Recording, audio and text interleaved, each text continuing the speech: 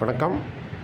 Nifty March features trend March 20, 2026 அன்று trend எப்படி இருக்க போகுது என்பதை பற்றி இந்த வீடியோவில் பார்க்க போகிறோம். வீடியோ எடுக்கப்பட்ட நேரம் காலை 10 மணி 1 நிமிடம், மார்ச் 20, 2026.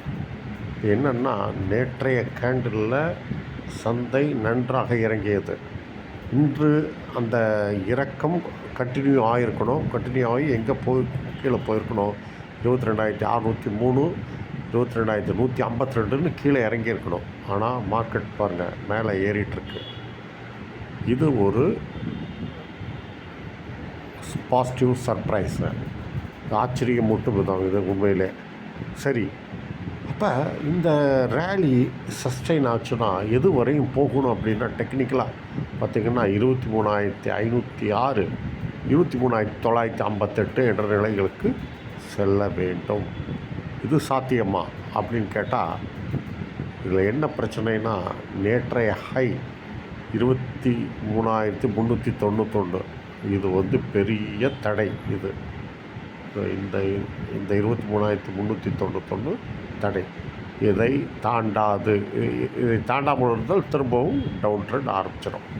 அதே மாதிரி தான் இப்போ பாருங்கள், 23,350 வரையும் போயிட்டு இப்போ ரிவர்ஸ் ஆகிட்டுருக்கு.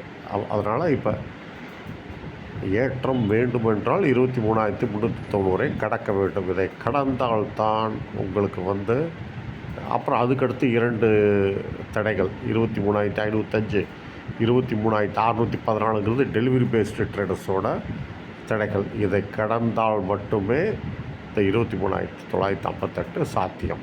சரி, இப்போ 23,390 கடக்க முடியாமல் கீழே வர ஆரம்பிக்கிறது என்று வைத்துக்கொள்வோம்.